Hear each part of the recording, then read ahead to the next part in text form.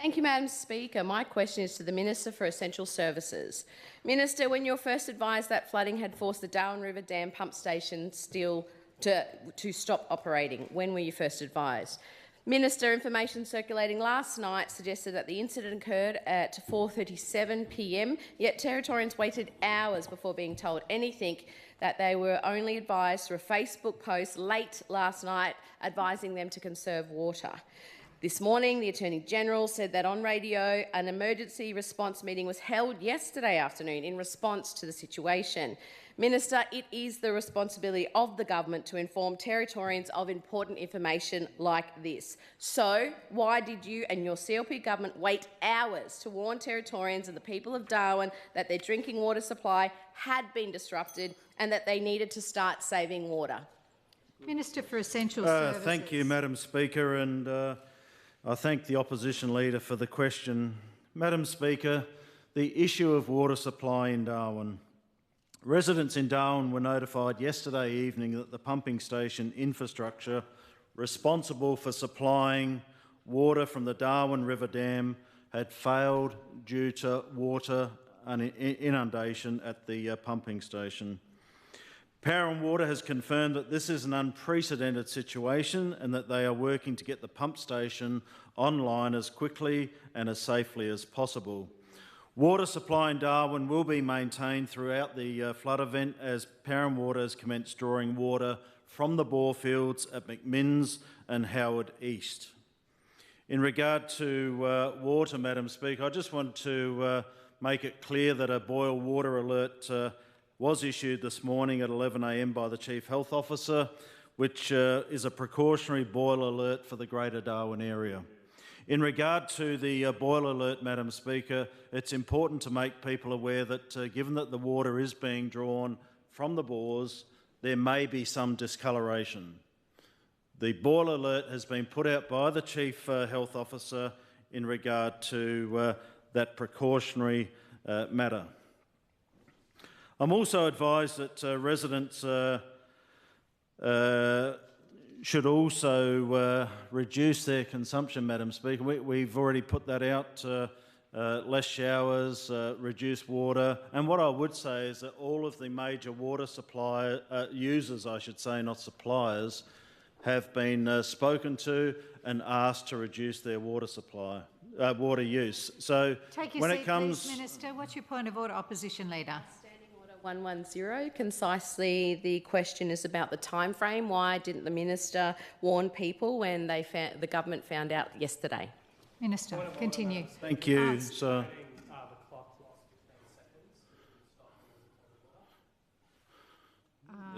Noted. Okay. Okay, thank you, Member for Daly. Minister, you've got the call. Thank you. So when it comes to water, the water's not being turned off, Madam Speaker. There is a reduction in supply at the moment due to the use of the bores. When it comes to being notified, yes, we were notified yesterday afternoon that water had inundated the pumping station at Darwin River Dam. When it comes to dealing with these issues, Madam Speaker, what we have is a natural disaster going on here in the Northern Territory. It's not just the Darwin River Dam that's suffered flooding, it's all over different parts of the Northern Territory. So when it comes to flooding at the Darwin River Dam, Madam Speaker, what we did have was workers from Power and Water going out to check on what the problem was. What the Power and Water workers need to do is to be able to get on with their job rather than being criticised on social media by the Leader of the Opposition and the opposition when it comes to them doing their work. So when it comes to doing the job... Minister, take your seat, Member for Daly. The member's got about 5 seconds to go, so just let him go. It's Standing Order 31. The member's making imputations. That is not correct. No, I was criticising the Chief Minister for a lack of leadership. No, take your seat, Member for Daly. You're on a warning. Please continue. You've got So the same with the Deputy Opposition Leader. All they want to do is create uncertainty, divide the community, criticise Power and Water, who are on the front line doing their job. Take your seat, Minister. Your time is finished. Member for Goyder, what is your question? Madam Speaker, my question is to the Chief Minister. Chief Minister, as Territorians know, the Katherine and Big Rivers communities are going through an incredibly difficult time following the recent flooding. Can you please update the House on your visit to Katherine yesterday and what you saw on the ground, as well as how recovery efforts are progressing? Chief Minister. Thank you very much, Member for Goyder. And of course, we are, as a territory, together facing multiple emergency events at once off the back of emergency events in Alice Springs. And so now is a time to come together as a community with everyone with their shoulder to the wheel to pull together. And I think the community of Katherine do that better than anyone. They set an absolute example when it comes to community support, and that was live on display yesterday when I went out with the member for Katherine, who of course has just had surgery herself, and we were out meeting. We met with Dave and Emma, who are arguably the hardest hit by the flood events, and they'd had about 40 people over the course of the day going to help volunteer. Literally the entire contents of their house was in the back of trucks and on the front verge. It was incredibly confronting for the member for Katherine, and I'm sure she won't mind me saying this, Madam Speaker. It was terribly emotional and just a reliving of the 1998 floods. And I have to say the feedback I got from community members on the ground was that the smell of the drenched, soaked mud was reminding people of the smell in the aftermath of 1998. And that was something I heard many times yesterday. Trent from Rod and Rifle, I think the member for Hersey called him one of Katherine's favourite sons, David Reid as well. Ben Hockey from Hockey's Northern Services, he was one of the people with his staff who were out delivering and filling all of the sandbags in the main street, and people would have seen him. We went and saw Phil from North Bank Caravan Park, whose accommodation facilities had also been devastated. He was there with his sons, ripping colour bond off the walls, panels off the floor, taking out wet installation, trying to do everything they can to save the remainder of the buildings. And so it was a really emotional day, but incredibly uplifting in the sense that community just came together strong. And a great example of that was the partnership at Town and Country Butcher. Jason from Town and Country with Mel from Blue Hole Butchers came together, and they were just pumping meat out the door to make sure that people had food. Of course, Woolies opened later in the afternoon, which was great, and we caught up with Rinaldi, the store manager there, and everyone was so happy to be able to be getting some food, getting things going, and Sondra and Brett as well from the news agency were open, as well as a number of other people. So the strength in that community is there. Of course, we've activated the disaster relief funding, and people are flocking to Katherine High School. We are desperately working to get a new location so that we can ease some of that pressure and get to people as soon as possible. But community spirit is high. The cleanup will be long, but the people of Katherine have done an incredible job and in a terribly trying situation, Madam Speaker.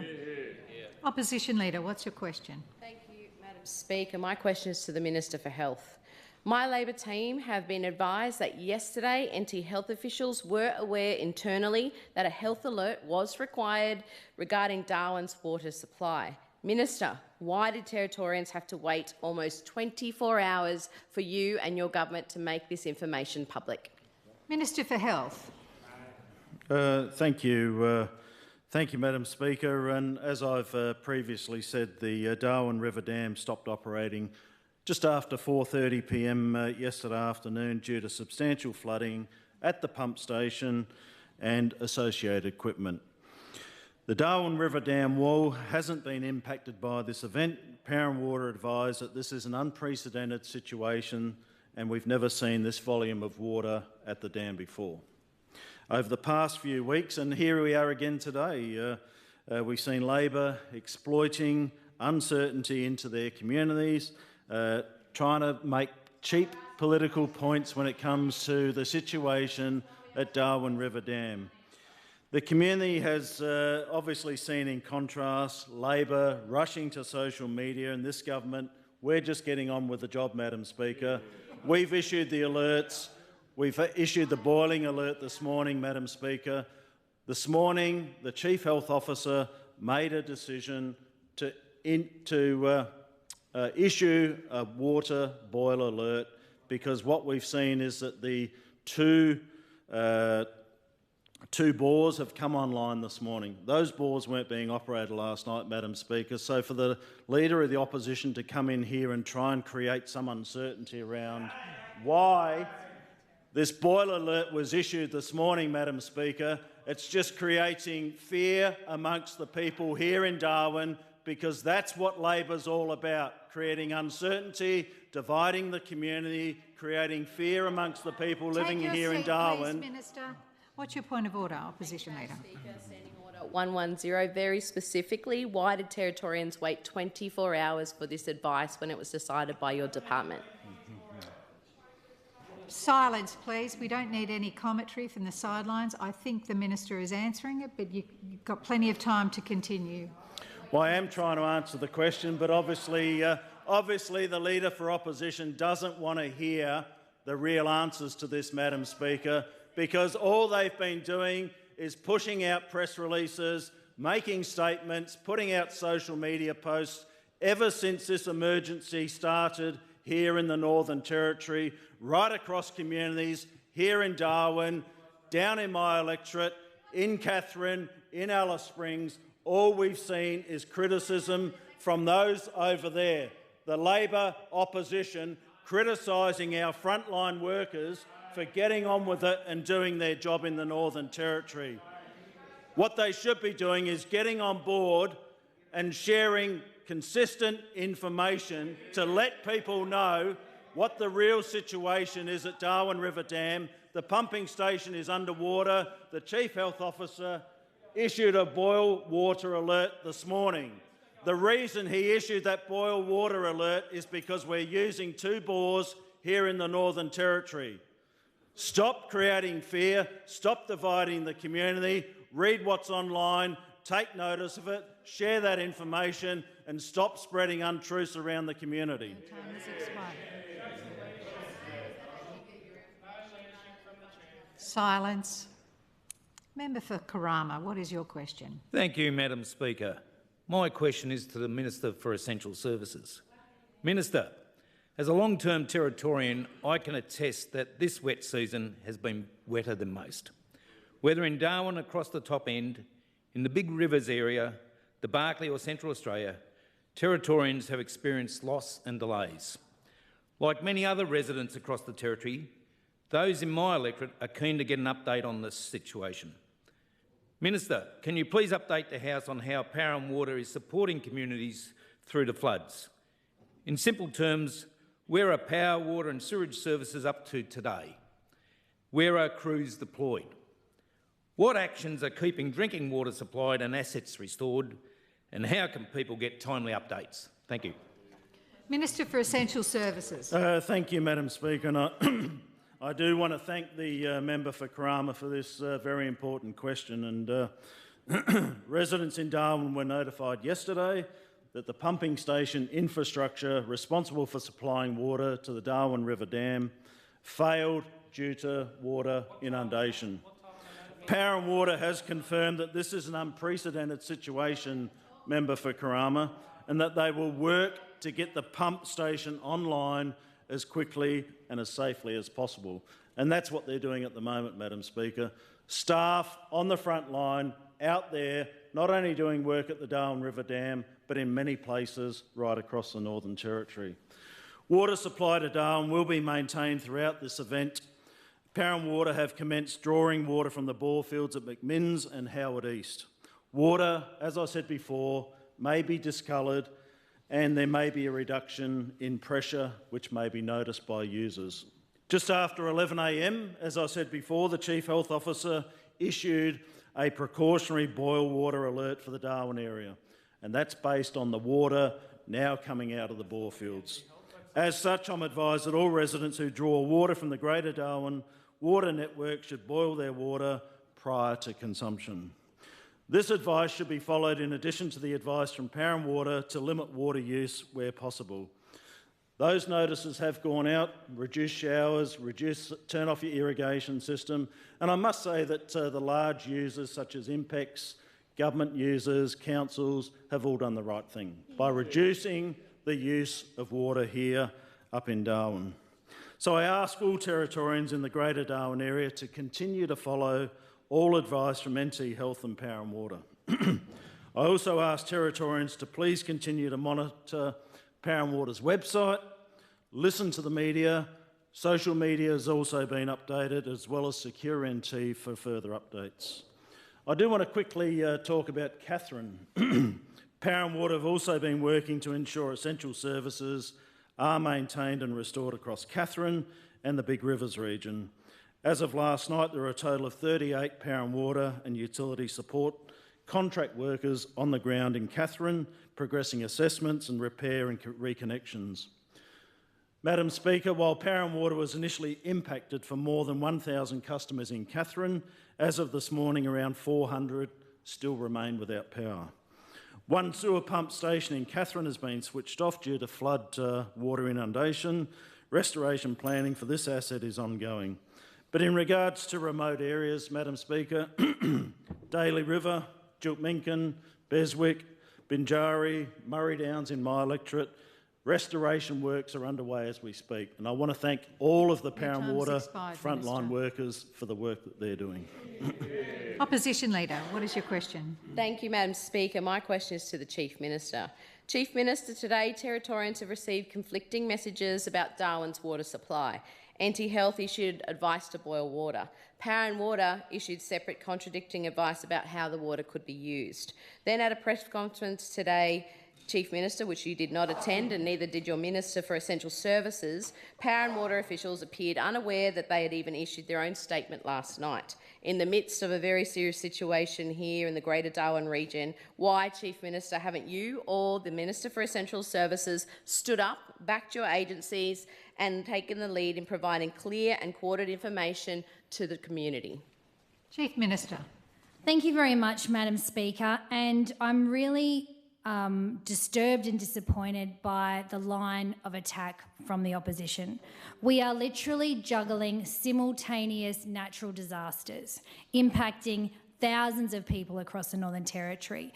There are thousands of public servants, be it police, fire, emergency services, school teachers, nurses, AMBO, I mean, you name it, the list goes on and on, children and families, providing responses territory-wide at multiple times. Now, you want to pick on the acting CEO of Power and Water who stood up to provide a brief. I hope you get the chance to, next time you see him, apologise. Because what we are doing is trying to make sure that Territorians understand that water consumption has to reduce. Take your seat, please, Chief Minister.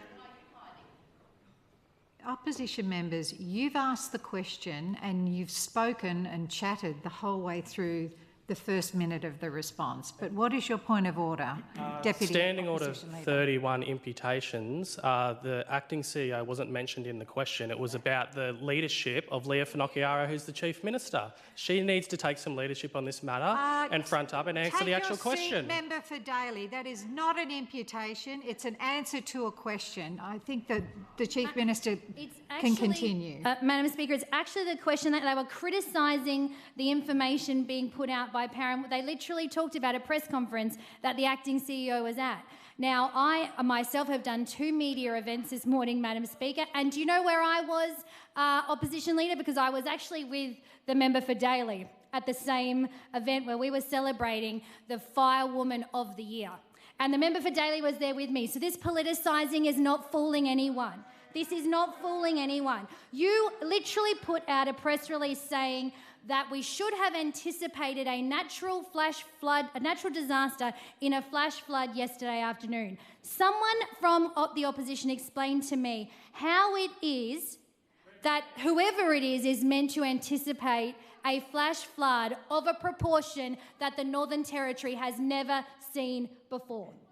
Because what you should be doing is putting out factual information. You should be supporting the emergency response instead of trying to nitpick and score political points in an emergency. And let me give you an example, Madam Speaker.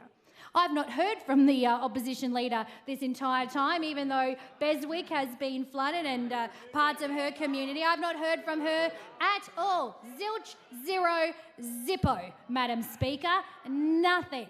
Take your seat, please, Chief Minister. What's your point of order, Opposition? Order 31, the imputation that I have not requested information from the Chief Minister is an absolute lie. check your emails, Chief Minister. It is not Ask a your point of staff, order. ask- Take your seat. Opposition Leader, take your seat. Point of order. The opposition leader has just called the leader a liar. That's essentially what she said. No, she didn't use the word liar. Look, take your seat too. Look, we will have no more discourse across the chamber. There'll be no more chatter. The next person I hear having a conversation on the sideline is going to spend some time out of the chamber. This is very important communication that the Chief Minister is providing on a natural disaster that's been here, now, current, and I think she deserves to be listened to. Thank you, Madam Speaker. So the opposition leader wrote to me to make sure that disaster relief funding, not about her community. On the other hand, the member for Daly has contacted me no shorter than 19 times, of which we've responded to all of them as quickly as possible. But in doing so, he simultaneously would post it on Facebook, and every single question he asked us proved to be incorrect. So the politicisation of those opposite is actually causing distress to their own communities. It is causing confusion about what is fact and what is not fact. And I urge those opposite to please follow the emergency response. We are dealing with an emergency situation. Member for Daly. Again, Standing Order 31, the imputations that I've been incorrect is not correct because the information I'm getting back on the ground No, stop. is not true. Member for Daly, be silent. You do not use a point of order to stand up and debate an answer given by a minister. Take your seat. There is no imputation. You've got seconds to go, Chief Minister. Madam Speaker, it's beyond disappointing, it's beyond incorrect. They should be following and supporting Your time emergency has expired, services Chief right now. Minister. That's the bottom line. Member. Okay. Final warning. Member for Wanguri, you have a question. Thank you, Madam Speaker. My question is to the Minister for Logistics and Infrastructure. Minister, the Territory has experienced significant rainfall and flooding now across most regions during this wet season, which we know has a serious impact on roads and other critical infrastructure, particularly in remote areas.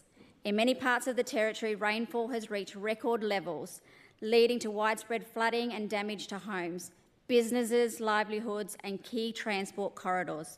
Can the Minister provide an update on the status of the flood damage to Territory infrastructure, including roads and transport links? And can the Minister also outline what actions the Territory Government is taking to assess the damage, restore access for our communities and freight, and progress repair works, support that recovery? Minister for Logistics and Infrastructure. Thank you, Member for Wanguru, for the question. I know that you, being a long-term Territory resident, have seen all sorts of events right across the Territory over your time here. And Madam Speaker, the Territory Government is working very, very closely with the Australian Government under the disaster recovery funding arrangements, of course, to support the repair of essential public infrastructure. And our focus really is now on three very key priorities, and that is completing detailed damage assessments so we know what we have to fix, progressing urgent repairs to restore safe access for communities and freight, which is all too important, and of course rebuilding infrastructure to be stronger and more resilient for future weather events. We need to take away some learnings from what has happened over the last few weeks. Madam Speaker, flood recovery, particularly in remote areas, can take time as roads must dry out before major repairs can begin. And of course we must prioritise safety and make sensible decisions if driving on those roads while recovery efforts continue in the weeks and months ahead. People need to slow down, be patient and of course be aware. We don't want to see anybody getting into trouble on our road networks due to the damage. And across the Territory, you'd be hard-pressed to find anyone who has not experienced the impacts of this wet season. Kicking off with Cyclone Fina in November, it has been a relentless season requiring significant response over months. There has been unprecedented damage to critical infrastructure, particularly road and transport links, where fast-moving water can quickly wash out road surfaces, culverts and floodways. Our government's priority has been community safety and maintaining access wherever possible. And the Territory continues to experience record rainfall and elevated water levels seen just yesterday. The DLI crews, alongside contractors and local councils, have crews stretched across the Territory as floodwaters recede to assess the damage and begin recovery works. Teams have been starting to roll out on the ground across affected regions, inspecting roads, bridges, culverts and drainage infrastructure to determine the full extent of the damage. And this is going to take quite some time, Madam Speaker.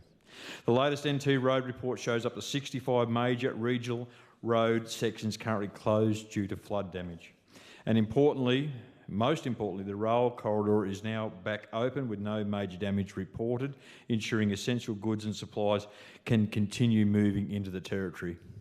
And unfortunately, just late yesterday, the Stuart Highway was open south of Katherine and then had to be closed as 2 road trains became bogged in some roadworks there.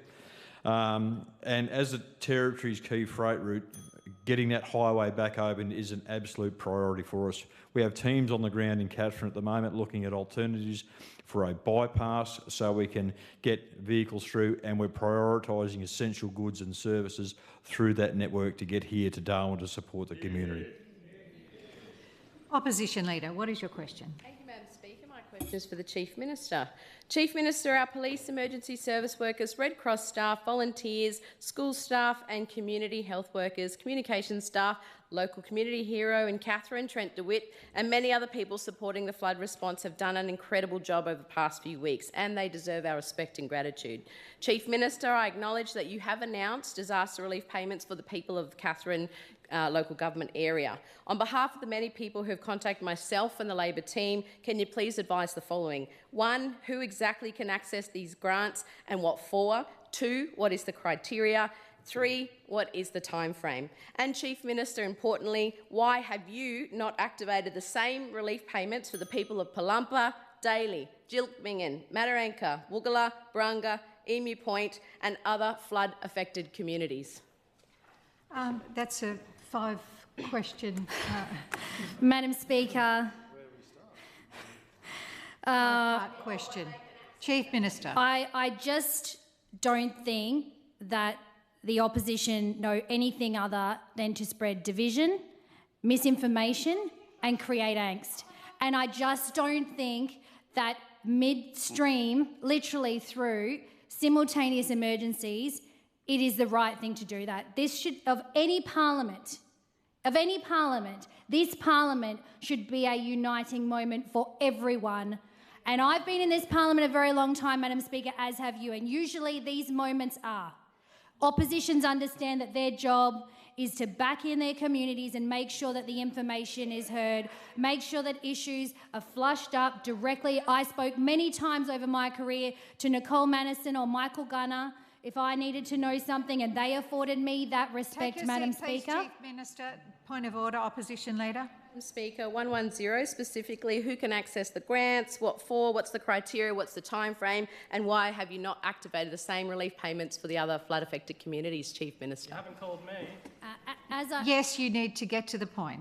As I was saying, Madam Speaker, and instead, all we have had over the last few days is this idea that there is somehow a division. And I want to be very, very clear, Madam Speaker, that each of these emergency situations, and I've spoken publicly about this many times, are at different stages of emergency response and have required different emergency responses. And in fact, we still remain in that response phase, and so that every single day is being assessed and reassessed. Now, Katherine has the water level is going down in Katherine. In Daly and other areas, Madam Speaker, it's only the beginning. It is only the beginning. In Katherine, people had to stay in situ, and we had shelters. For Gilpingan, Palumpa and Daly, we have been able to evacuate in a proper evacuation centre, which means people have access to food, clothing, blankets, water, housing, all of these things. I have also been very clear that the disaster relief payments, all of those approvals will come through. We work with the federal government, Madam Speaker, on them. It is run through the Territories Emergency Management Committee, Madam Speaker, and that work happens behind the scenes with federal agencies. I really don't understand the... Please pause, Chief Minister. What's your point of order? She is getting to the answer. So What there's is your three point of specific order? questions. She hasn't answered them yet. Maybe she doesn't know. She's still got some time Okay, to let's answer hope your five-part question. Exactly, Madam Speaker. You know, this is again a grandstanding opportunity for the opposition leader. Instead of an opportunity to show real leadership, it's not possible in 3 minutes to answer the breadth of the question you asked. And in any event, there is a website that has the information on it, opposition leader, if you're so interested. It's the federal rules. Your own colleagues set the rules. We do not set the rules. I brought down with me 2 staff from Children and Families to quickly set up and get those immediate relief payments out the door. And we are going to have to additionally resource that because we're hearing there are huge lines in Katherine. We want people well supported. Chief Minister. Member for Casuarina, what is your question? Thank you, Madam Speaker.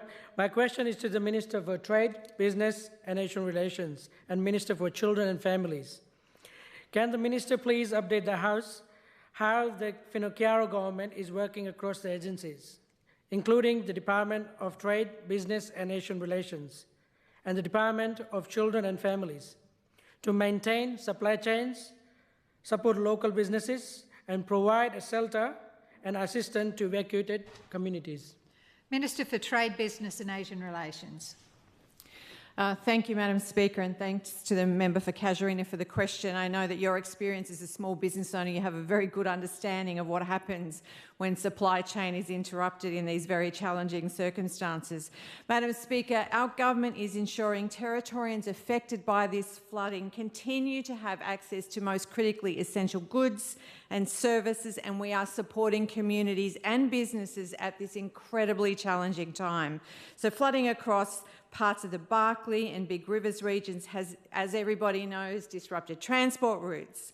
It's made it temporarily affected power and water infrastructure as we're experiencing as far north as Darwin, an unprecedented situation, Madam Speaker, and it has forced evacuations in some communities. So to address the most immediate concerns for families, what has been critical is ensuring that they have access to essential supplies, food, drinking water, everyday household items, and the Department of Trade, Business and Asian Relations have been working very closely with retailers and community providers across the Territory to make sure that those essential goods are available and continue to reach communities where they're needed most. And I would like to extend a big thank you to those retailers and those community store networks, including Outback Stores, Arnhem Land Progress, Aboriginal Corporation, and a number of independent retailers, Madam Speaker, who are monitoring stock levels and identifying emerging supply risks, notifying them as they occur so that the department can then respond and ensure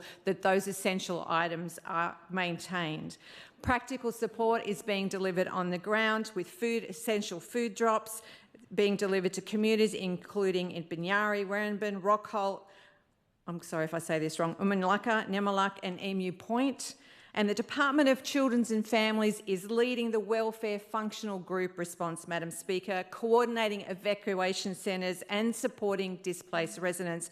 Yesterday I went out to Marara and to Foskey and met with the residents from Daly River and from Palumpa, who are really grateful that they have been able to escape the rising floodwaters and that they're safe and they're well. Their kids were at school yesterday having the best time, and when I arrived, Territory critters were there sharing around the playing with the snakes and the lizards, which not everybody was thrilled about, Madam Speaker, but the kids thought it was great. We've got 7 evacuation centres currently operating across Darwin, Katherine and Mataranka, supporting 951 evacuees, welfare services including registration, essential supplies, psychosocial support, chaplaincy, catering, you name it, Madam Speaker, if they need it, we're doing it. And most critically, in Katherine, funding is being delivered and we have so far given out $56,000 to 56 households. Opposition Leader, what is your question? Thank you, Madam Speaker. Before I ask my question, I just want to say welcome to my friend Alan Colgrave from my university, who's come here to Northern Territory for a holiday. Welcome to Parliament House. Here, here. Thank you, Madam Speaker. My question is for the Chief Minister. Many people, Chief Minister, have been in contact with myself and my team, feeling incredibly stressed about the lack of information that they have been able to access. They say they aren't receiving daily updates. Many Territorians don't know if their houses or businesses are flooded or not. People are going into shelters, some into evacuation centres, and are being given mixed messages about access to food, cooking facilities and food storage. All of this has contributed to people's anxiety during an already difficult time. Chief Minister, will you commit to more regular updates across all available communication channels so that Territorians are getting the very important information that they need at this very distressful and difficult time? Chief Minister.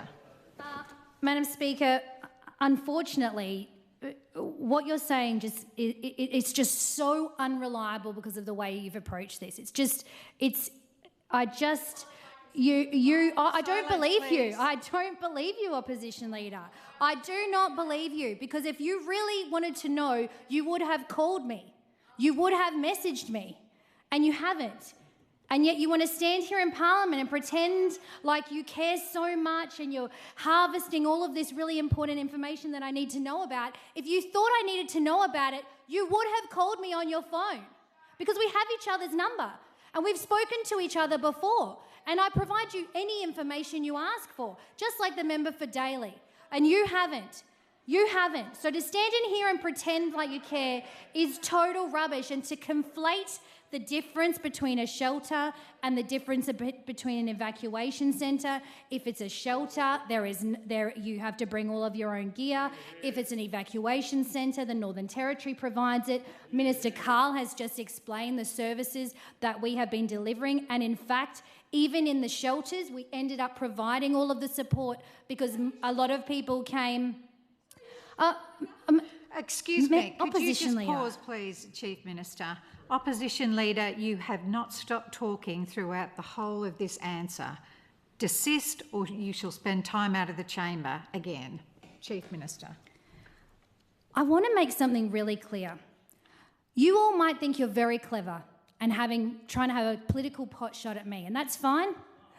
I'm the leader. I'm happy to take that. I'm absolutely happy to be thrown pot shots at every day of the week. But the people you're actually criticising are the public servants on the ground providing the response. Chief Minister, take your seat. Opposition Leader, what is your point of order? Thank you, Madam Speaker. Standing Order 110. The question is clearly, Chief Minister, will you commit to regular updates on all communication platforms so people can get this very important information at this stressful and difficult time? Will you commit to that, Chief Minister? There'll be no more points of order. Continue, Chief Minister. Madam Speaker, a great source of stress and angst is the tact being taken by the Labor opposition. This is the point I am trying to make and appealing to them to stop. I'm appealing to them to stop and provide proper leadership and messaging support through a very difficult time. We are still mid-emergency. We have not even moved to recovery phase yet, Opposition Leader. There are differences, and to pretend like somehow the CLP government is the big bad guy. We changed on all the definitions of shelter and evacuation centre.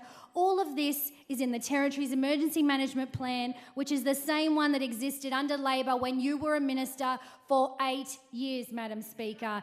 This is an emergency, not a political point-scoring exercise. And the opposition leader can try and take shots at me all day. I don't mind. That's politics. But what I do mind is that they absolutely have missed the point, that it is the people on the ground who are most impacted by your words, not me. I don't go to sleep at night worrying about what you're calling me. But I do really lose confidence in the fact that the children and families workers get upset. The teachers at those high schools for those shelters are standing there providing emergency response to their community. This is a huge response, and you should have a lot more respect for the people running it.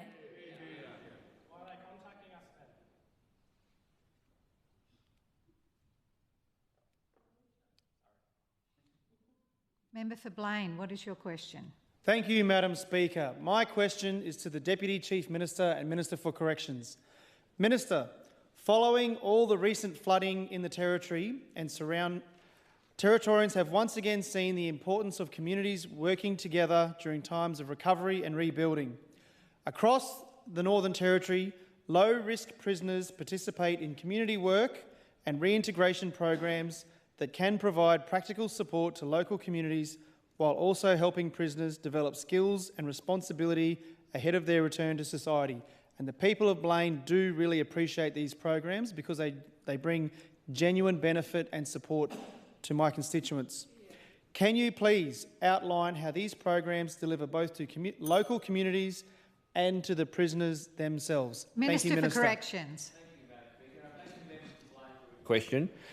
There is no stronger advocate for the work parties than the member for Blaine, Madam Speaker, and particularly for the Territorians who genuinely need that support, including the seniors in his electorate, Madam Speaker. Madam Speaker, our prisoner work programs deliver real, practical benefits to communities in the Territory and support safer and more effective rehabilitation for the prisoners themselves. So we've got a two-pronged attack in relation to this, Madam Speaker. During the recent Alice Springs flood, prisoner work crews from Alice Springs Correctional Centre assisted police and emergency services, Madam Speaker. With the water level rising, Madam Speaker, some 1,700 sandbags were required to help safeguard the Alice Springs Hospital and the nearby homes, Madam Speaker. And guess who, Madam Speaker, helped fill those sandbags, Madam Speaker? Prisoner work parties. Prisoner work parties out there helping the community, paying back to the community, Madam Speaker, for the crimes they've committed, out there supporting and making sure that they do their bit to make our communities better, Madam Speaker. Madam Speaker, the prisoners started sandbagging on the Friday and worked through the weekend, supplying hundreds and hundreds of sandbags for that area, Madam Speaker. This support was part of a whole government agency support, Madam Speaker, and I'll take this opportunity to thank all the government workers who are out there working right across the Northern Territory, Madam Speaker, the frontline workers, from the people in Parawater out doing the dam, from the health workers, from the nurses, the teachers, the police, the fireys, all those frontline workers, Madam Speaker.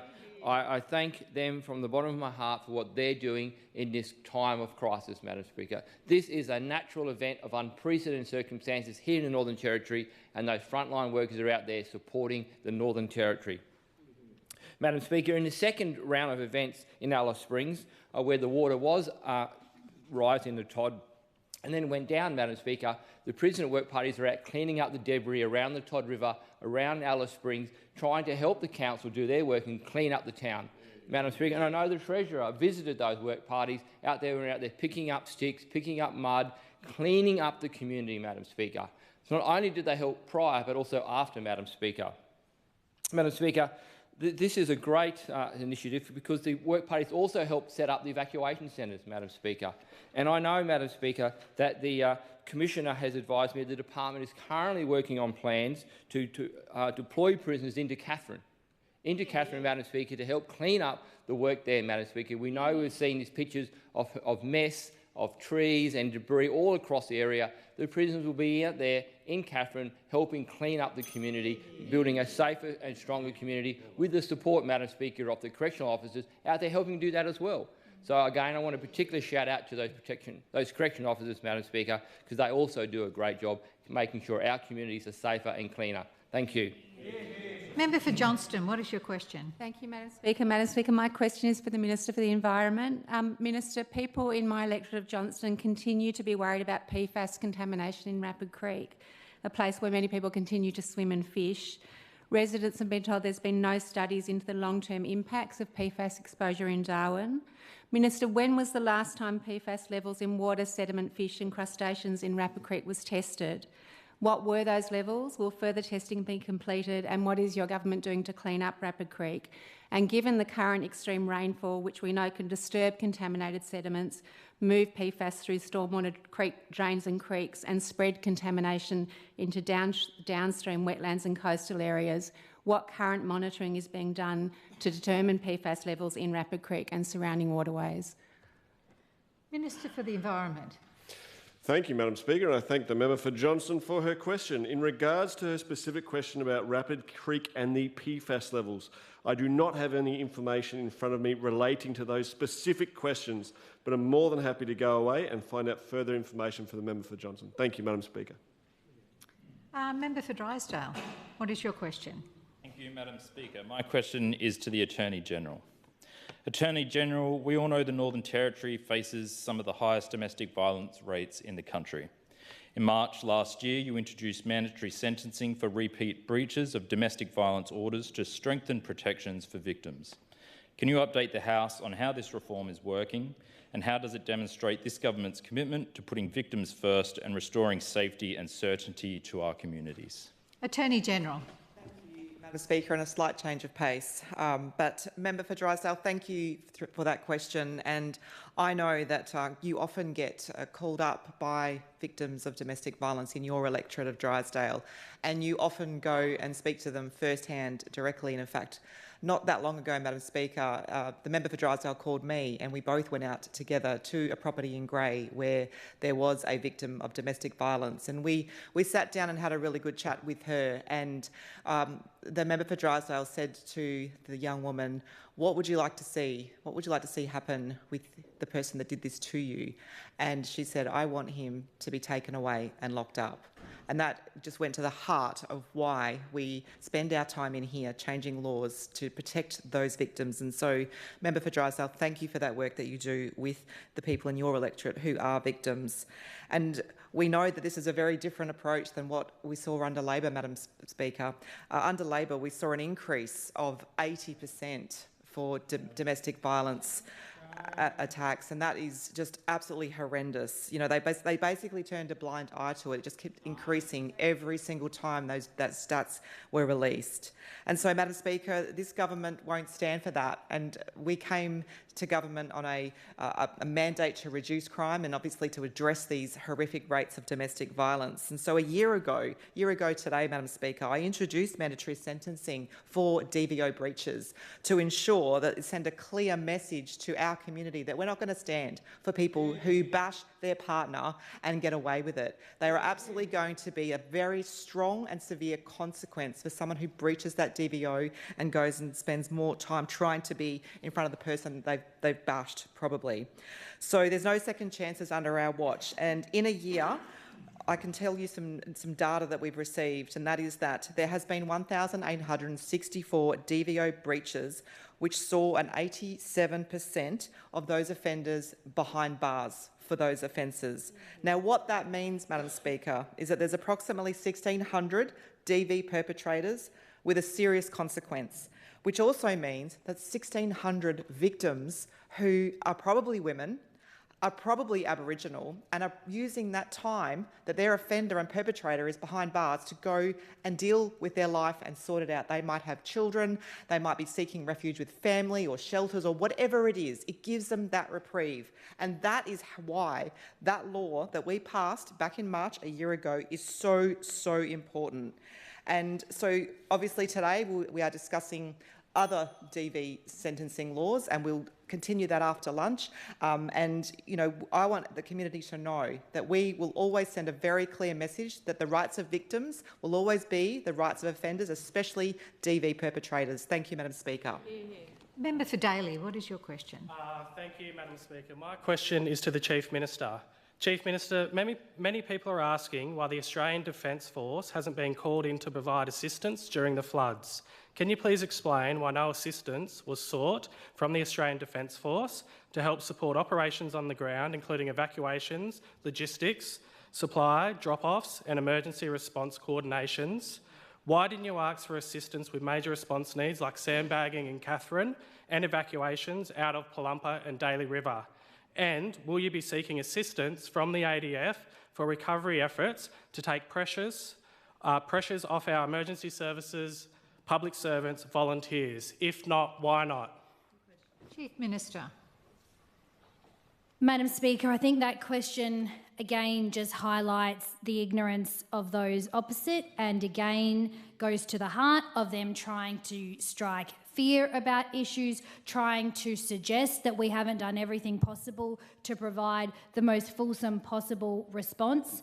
I know very well that the member for Daly and the opposition leader know that the Australian Defence Force is actually embedded in our Emergency Operations Centre. There are uniformed personnel in our EOC.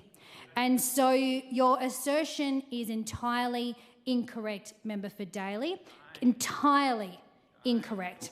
And I urge you, all four of you, soon to be five, please Please understand that an emergency response is led by emergency professionals. They are the people sitting in our emergency operations centre.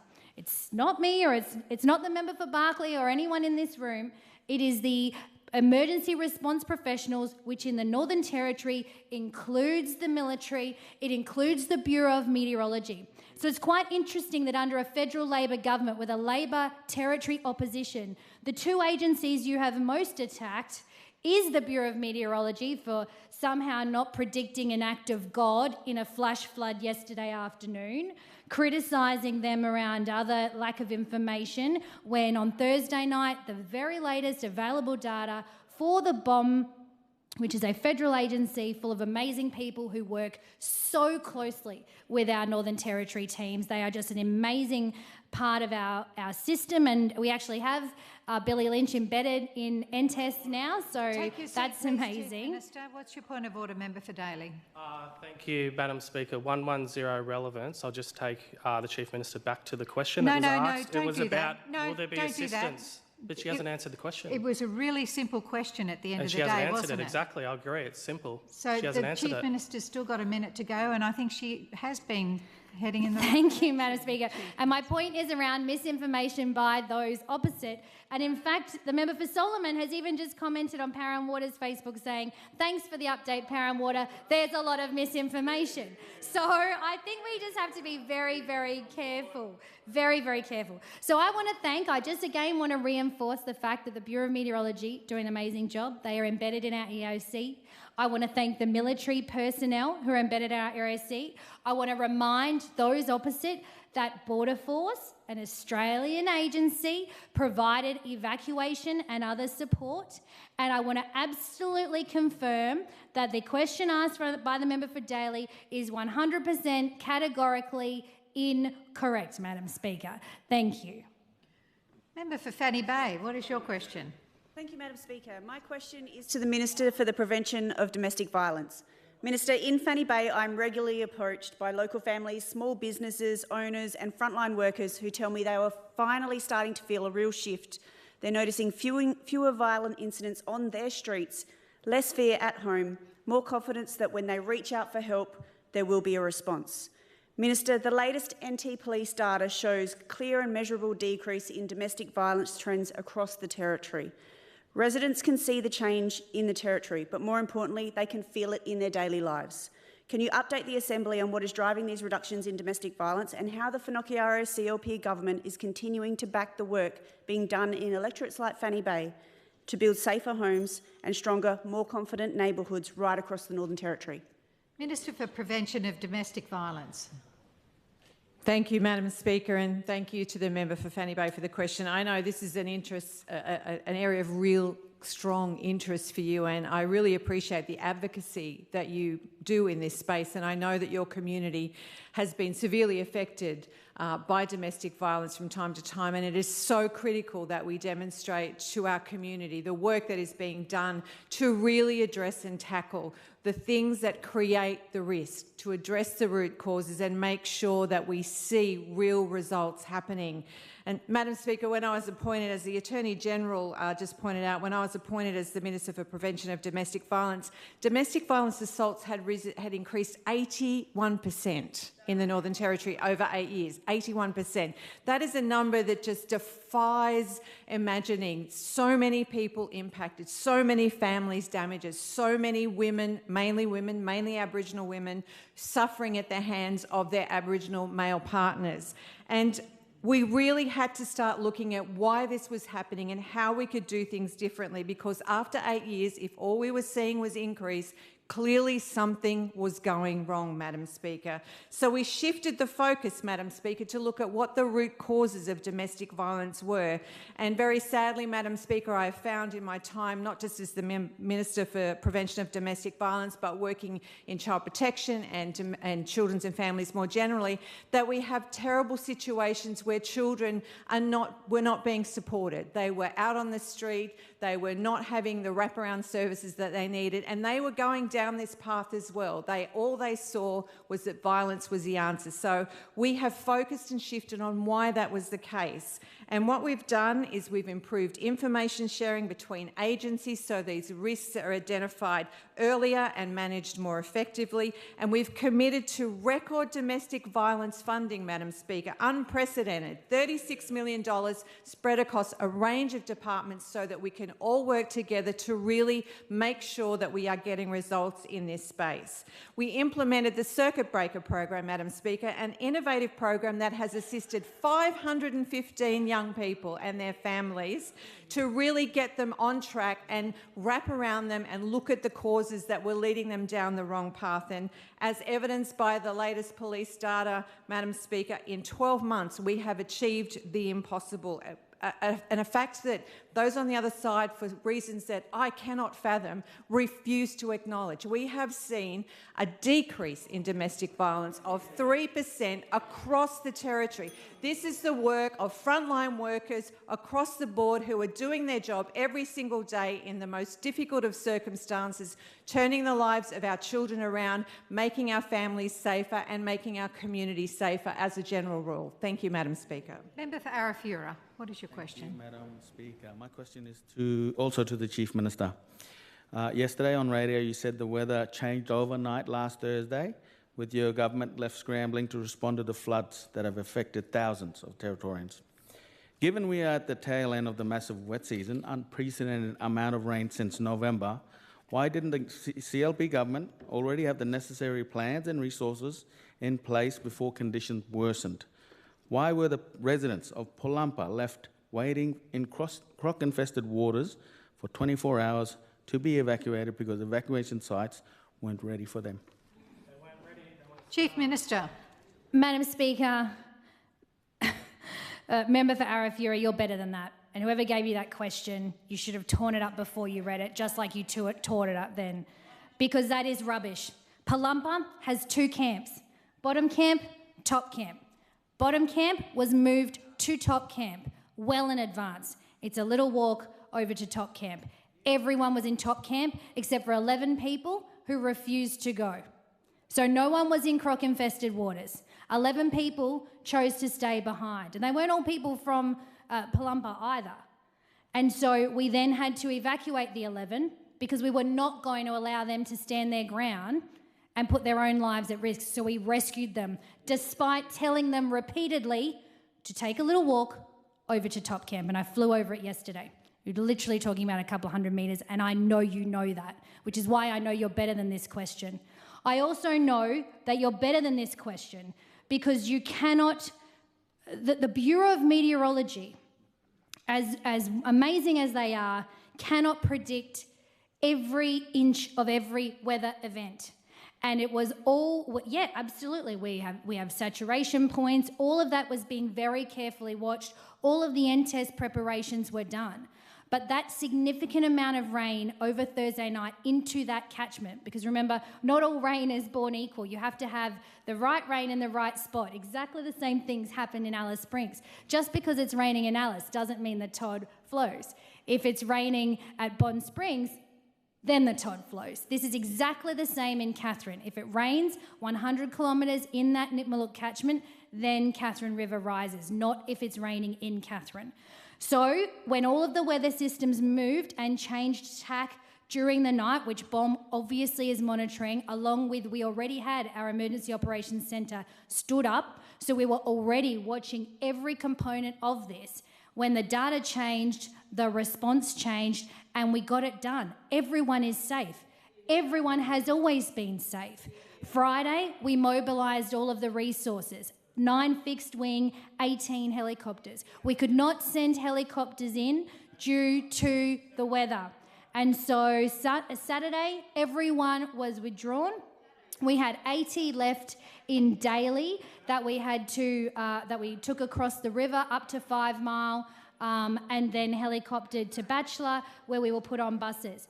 That was the response provided at the time in the environment provided to us. Now, every time something floods, it's different. For example, last time we evacuated Daly a couple of weeks ago, we had well and truly had more warning, and so we were able to bus everyone. By Friday morning, Madam Speaker, the road was already cut off. So I'd love to know what you would have done differently, Member for Arafura, because our emergency services team did a great job.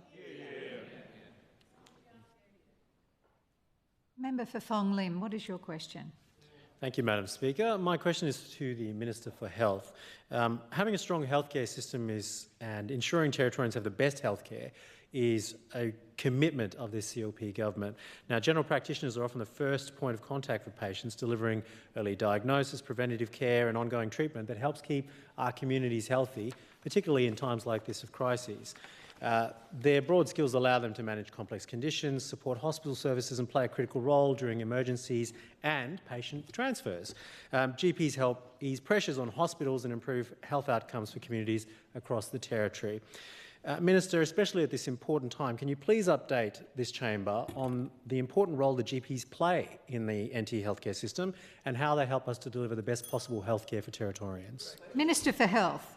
Thank you, Member for Fong Lim, and this is a very important question, Madam Speaker, because today we have the Royal Australian College of General Practitioners here in Parliament holding their inaugural GPs in Parliament event right here over in the atrium, as we saw straight after lunch.